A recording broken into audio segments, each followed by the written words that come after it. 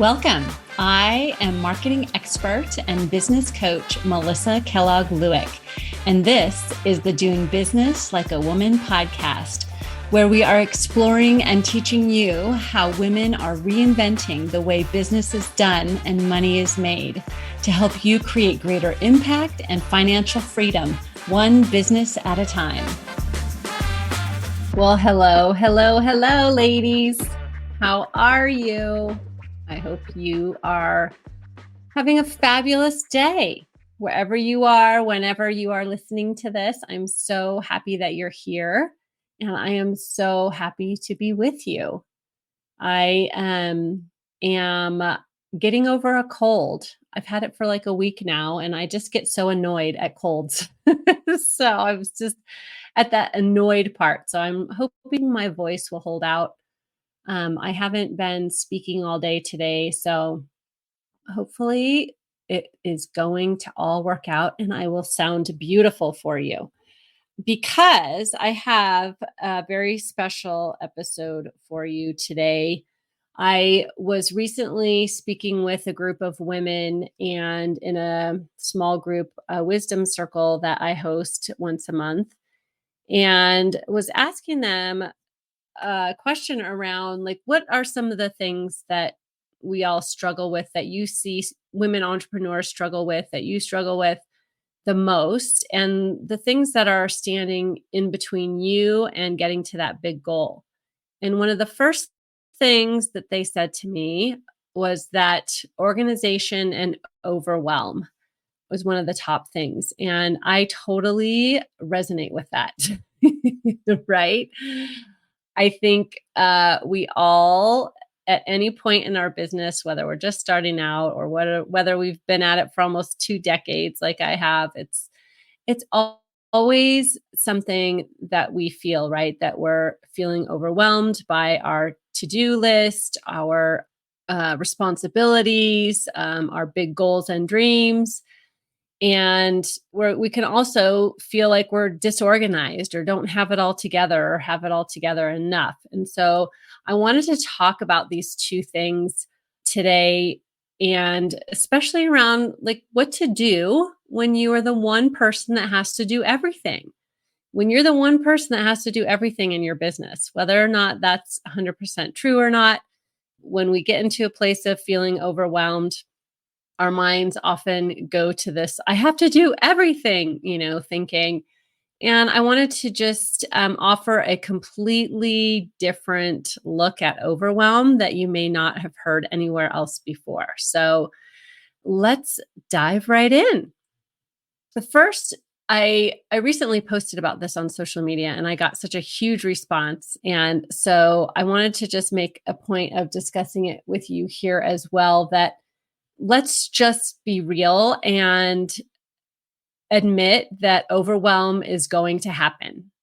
If you're a woman entrepreneur, building a business, living a life, have friends, family, all the things, feeling overwhelmed is going to happen. It's completely reasonable that sometimes we're going to feel overwhelmed. And I want to offer that there is no shame in feeling overwhelmed. Can we just normalize it and bring a sense of neutrality? Sometimes we're just going to feel overwhelmed, right? But instead of resisting it or wallowing in it, I want you to just remember that you are not your thoughts or feelings. You, the essence of you, is the subject of them, but you are not your thoughts and feelings. So you are not overwhelmed. You are feeling overwhelmed, right? And sometimes I think that when we draw that distinction, it can kind of take us out of feeling like we're underneath overwhelm, like it's a heavy elephant sitting on us. And we can get above it and have a more neutral stance, right? So when you realize and have awareness that you are not your thoughts and feelings, you're just the subject of them, you can get above that. And when you're feeling overwhelmed, what I like to do is have that awareness, have that realization, and put aside any resistance or any shame about it. Because you're feeling overwhelmed doesn't mean there's something wrong with you, or that you are indulging in some awful emotion, or that you are a weakling or whatever. It just simply means that there are messages coming through that we need to pay attention to. So what I like to suggest is that you take a few minutes and sit down with your overwhelm and hear her out. Okay. What is the message that she wants to get across to you? What is she saying? And yes, she may be coming across as dramatic and extreme, and that's okay. Let's just let her be dramatic and extreme. Remember, you're not your thoughts, you're not your feelings, you're just the subject of them. And so just make a list. What are all her gripes? Make a list of everything that's overwhelming. What are her demands? List her demands, right? And for me, this can look like one of my default overwhelms is around time, right? So for me, this can look like, I don't have enough time to get all of these things done on my to-do list. I have to leave the office early and drive my kids around, and I need to create this presentation or email or social media post or whatever it is. It's going to take me more time than I have. I'm not fast at doing this. And if I don't get it done, I won't bring in new business, and the business is going to fail, and I'll be humiliated, and my husband will leave me and take my kids away from me, and I'll have to go live in a box somewhere. That's what my overwhelm often says to me. It's quite dramatic, right? But when we can get above it and just sit there and listen to the gripe and say, and take notes, then often what you'll have as a result of this practice is a roadmap to solving your overwhelm. She will lay it all out before you if you give her a listen. So, for example, if we look back to the example I gave just a moment ago, my overwhelm says, I don't have enough time to get all of this done on the to-do list. So that's the gripe, right?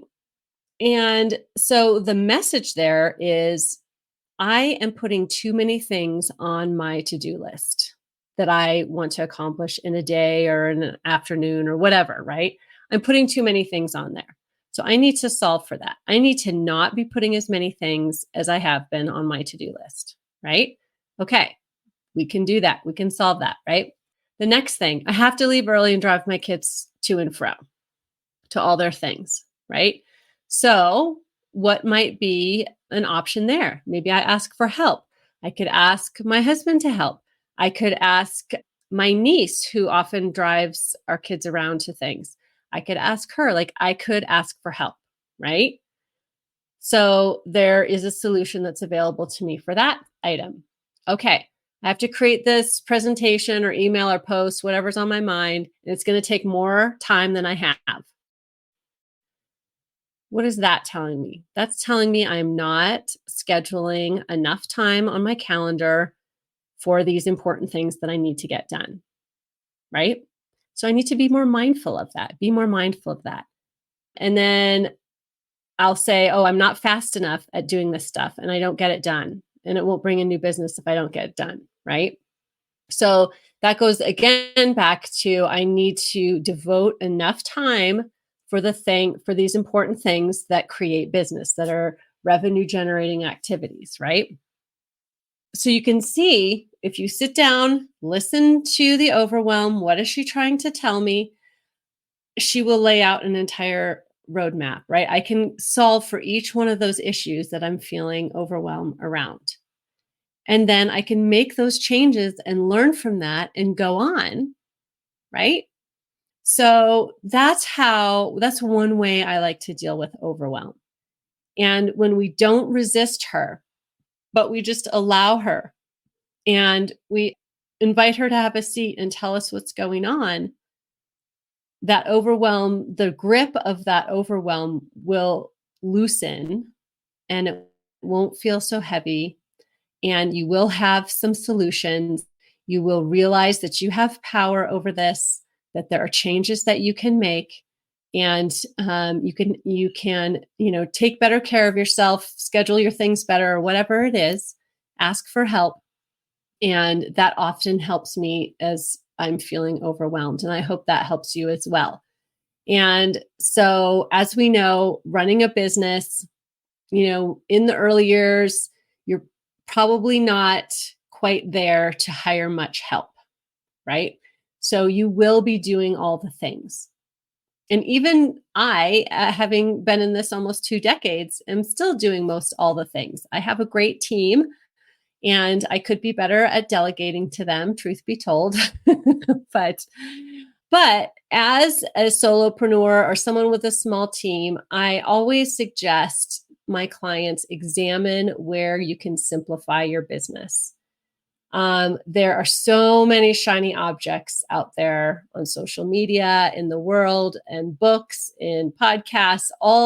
We're continually being told all these things that we should be doing, all these pieces of technology that we should have.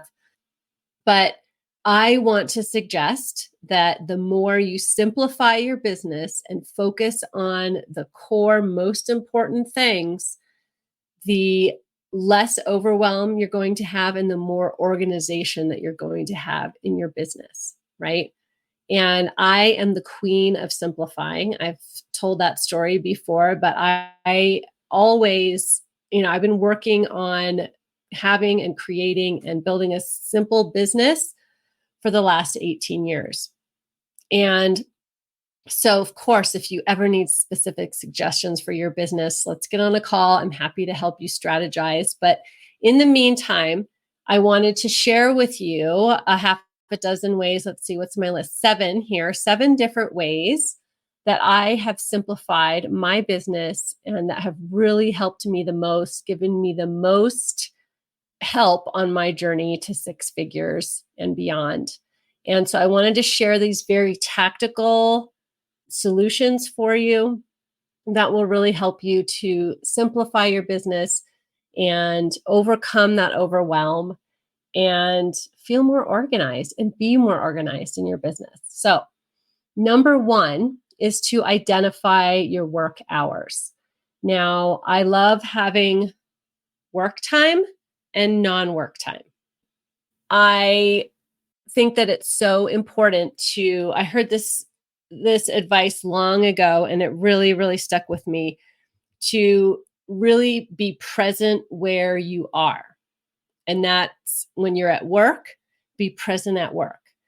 And when you're in non-work time, spending time with your family, taking care of yourself, be present where you are, right? I feel like we lose so much productivity and so much quality of our lives when we're thinking about, oh, I should be somewhere else. I should be looking at email when you really are sitting on the floor playing with your children. Or I should be, writing a social media post when you're, making dinner for your family or whatever. Or I should be spending more time with my family when I am thinking about that, when I'm spending or in a session with a client, right? When we are present where we are, we will be so much more productive.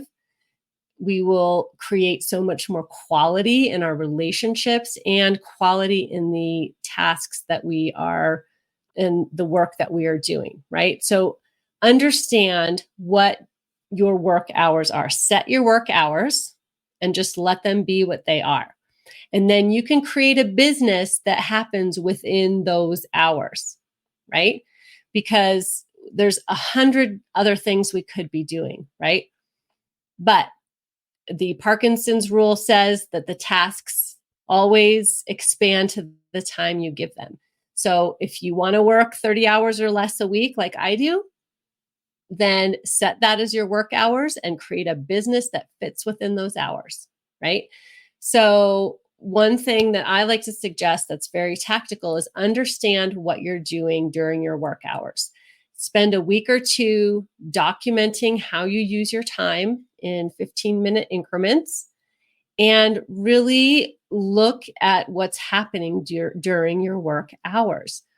Are you doing the things that only you can do? And I know we've said earlier, in the early years of our businesses, we're doing all the things. Yes. But think about, what can you automate? We have AI now, my friends. There's a lot of things we can automate, whether it's idea generation or writing quick emails or creating images. There's all different things that we can use AI and automation for. So what can you automate? What can you delegate? Yes, you might not be able to bring on a full-time staff person, but you could, have a VA for a few hours a week or delegate to other people in your household, right? Because it's not only just about work. I find a lot of times it's things that, like driving the kids around, like asking for help around that, or doing trades with other businesses, service businesses where you need their services, right? Maybe you can do some trades or delegate to your kids. Like, I love putting my kids to work. Sometimes they enjoy it, sometimes they don't. But I have them do things like, I have a business card scanner, right, where it scans. When I meet people and collect business cards, it will scan them and put their contact information in my database. That's something that I have my kids do, so I don't have to do that. And so I don't have piles of business cards all over with people that need to be followed up with, right? So I have them do that. What else do I have them do? Open mail, things like that. You can delegate to other people in your house. And then what can you eliminate? What are some things that you are doing that you really don't need to do? I always say to question everything. When you have spent a week or two documenting everything you're doing, just question it. Do I have to do this? And do I want to do this? And if the answer is no, then let's just get rid of it. Okay, so number 2 is to simplify your marketing. And I see this, and this is, we all fall victim to the shiny object syndrome when it comes to our marketing, right? We see all these things we should be doing or should be having, elaborate funnels and technology and, being present on 100 different social media platforms and all these things.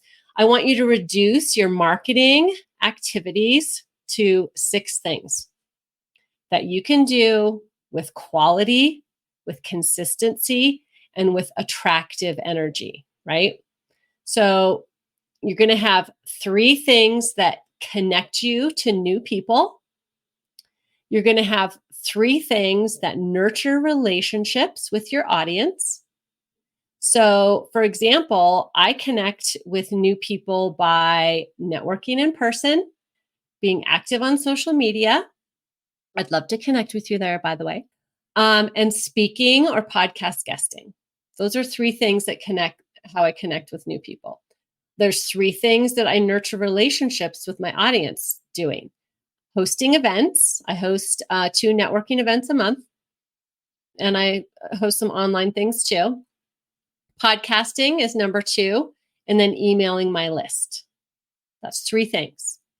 So those are 6 things. That's my entire marketing plan.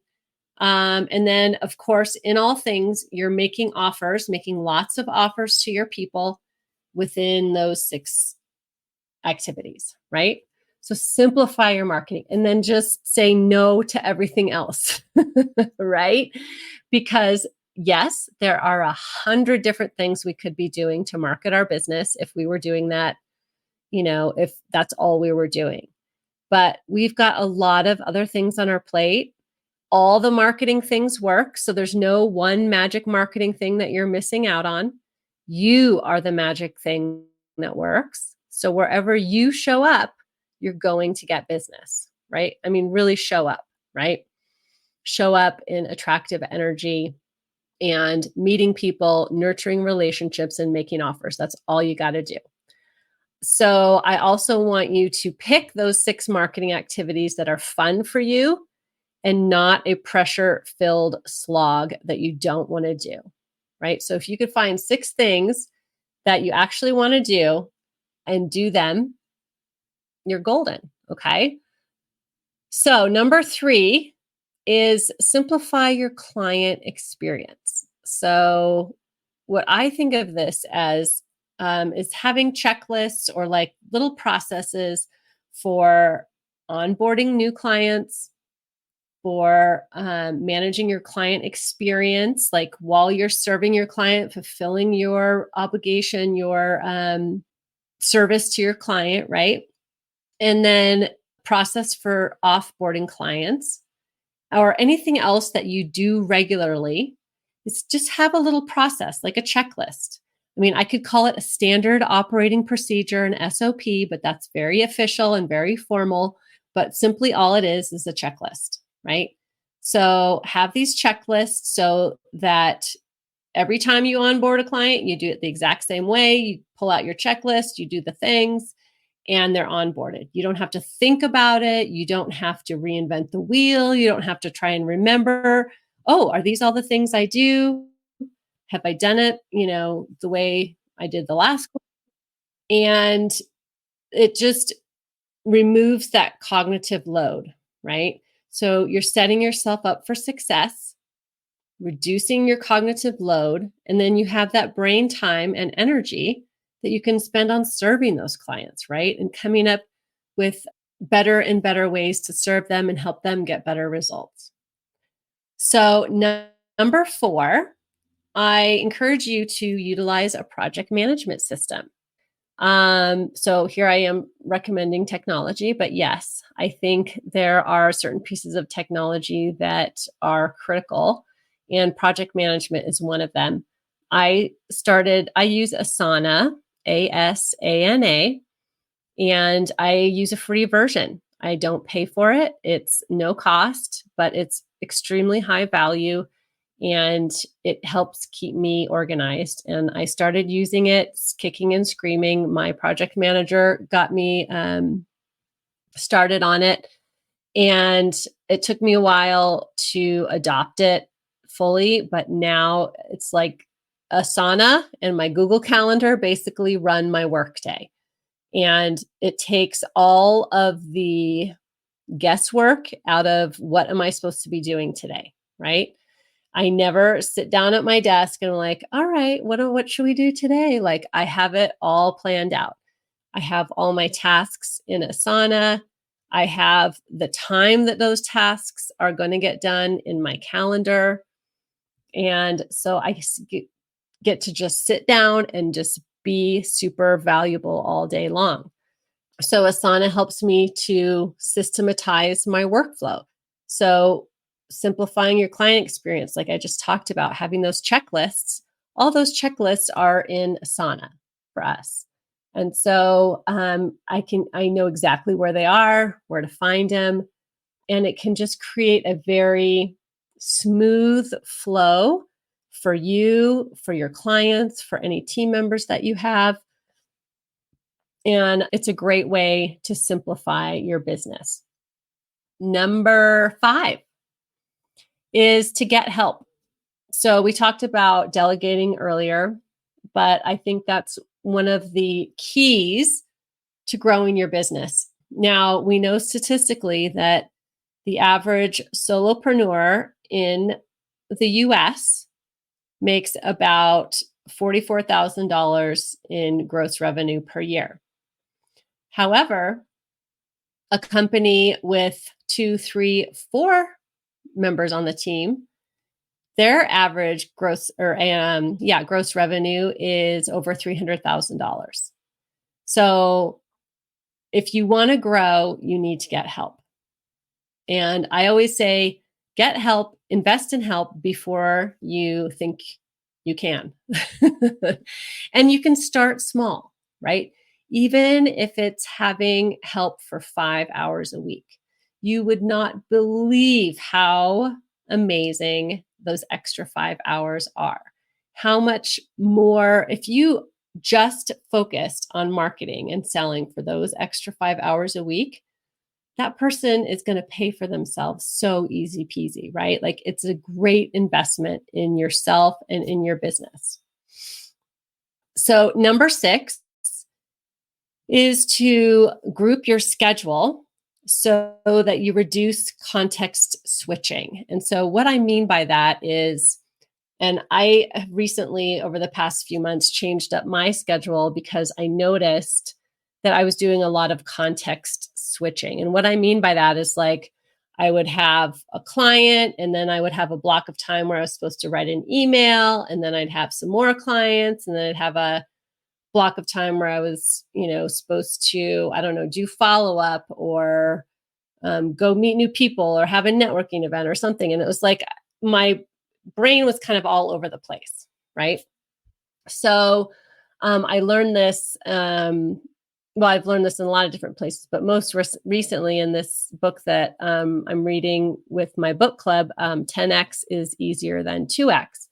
He talks about grouping your time. And so I decided to try this, and it's worked really well. So I try to group things in my schedule, group like things. So for example, I have 3 days a week, 3 full days each week that I coach my private coaching clients. And so 100% of my focus for those 3 days is on being a coach, coaching my clients, focusing on them, helping them solve problems, serving them.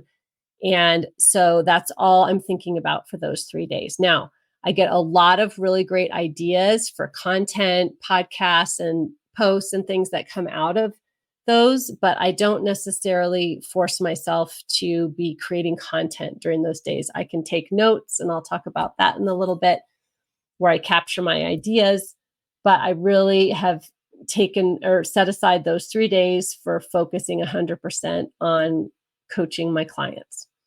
And then I have 1 day a week that is my CEO/creative day, where I do lots of content creation and thinking and take time to really develop new ideas and new concepts and tools. And I often don't have a lot of meetings on those days. And so it's like I can just, put on my sweatshirt and my yoga pants and no makeup and come to the office, right? And just like get immersed in creation. And I love that.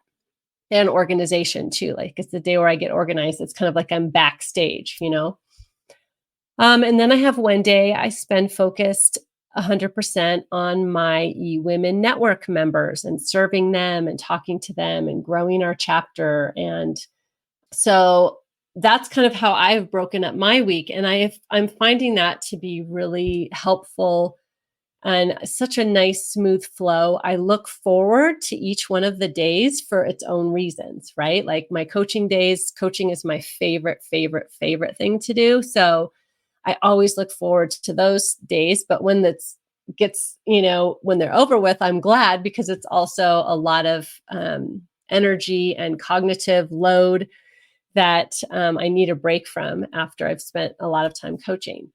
And so think about how you could possibly group your schedule so that you reduce that context switching. Now, we know from research that when you switch a lot from task to task to task, it takes about 25 minutes, I think it is, for your brain to catch up with the new thing, right?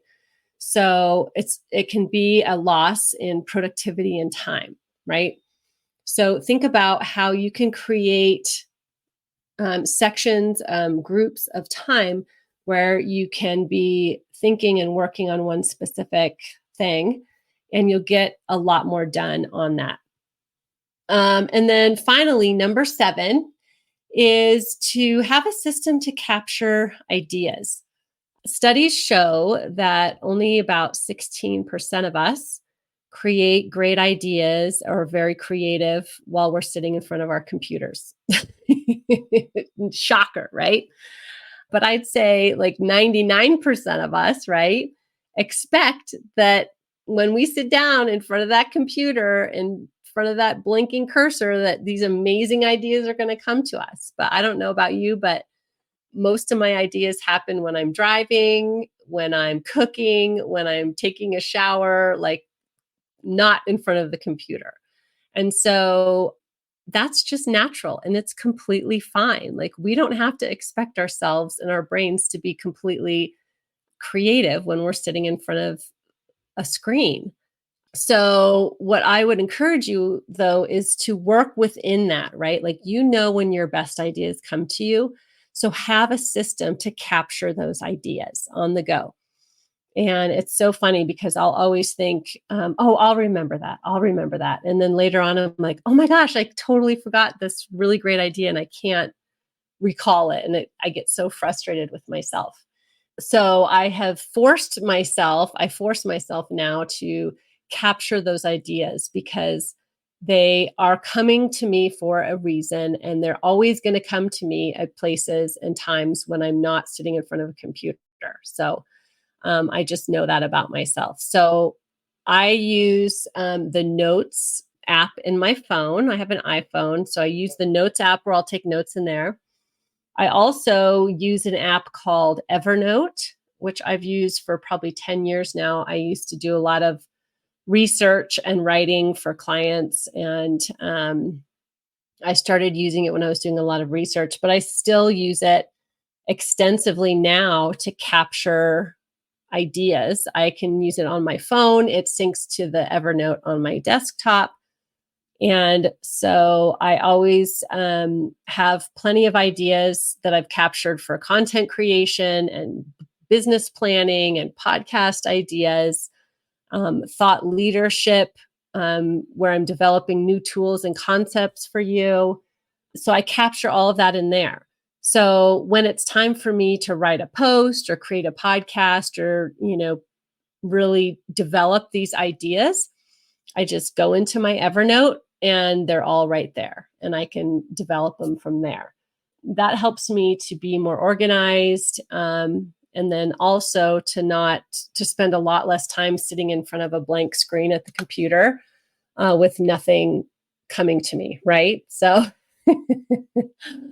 So I hope those 7 ideas to become more organized will help you on your entrepreneurial journey and to help prevent that overwhelm. Being an entrepreneur for 18 years, I've become very skilled at realizing what's absolutely necessary in building a business and what is not, because there's a lot of distraction out there, right? And not to say I don't get distracted, I definitely do, but I have devoted my life and my career to creating a simple, elegant business that I can do and grow in 30 hours or less a week while my kids are in school. And that's what I love to help my clients do as well. So I would love to support you in this. If you'd like me to help you create a simple business or a more simple business that can fit into the hours that you want it to, and that you can grow to 6 figures or more and serve more clients and have a greater impact, I would love to help you and help you strategize, create a plan. I know that this is a challenge for so many of us. And so if there's anything I can help you with, please feel free to reach out to me at my website. And I hope this has been a super helpful episode for you and helps you to simplify and be less overwhelmed and feel a little bit more organized. I would love to invite you to visit my website, melissamkellogg.com, and you're always welcome to book a call with me. And I would love to strategize with you as well. And I'm also on social media. You can also always DM me on Facebook or Instagram or LinkedIn, and I'm happy to chat and answer questions. Well, I hope you have a fabulous rest of your day. And I thank you so much for being here, and I'll see you again real soon. Take care. Bye. Ladies, I can't believe I'm saying this, but we are nearing our 100th episode. Woohoo! I would love to hear from you in celebration of our 100th episode. I am wondering if you would share with me a question you would love to ask me or a topic you'd love to hear me cover on the podcast. And I'd love to hear how this podcast has impacted or served you over the last 2 years and 100 episodes. So I have a really cool new app that I'm trying. It's called SpeakPipe. And so there's a link to SpeakPipe in the episode description and show notes that you can just click on, and it'll take you to SpeakPipe, and you can ask a question or suggest a topic that you'd love to hear me cover on the podcast, and share with us how this podcast has impacted or served you. So you can visit www.speakpipe.com/doing business like a woman podcast and record your voice message. And we may even feature you on the podcast. Yay! Thank you.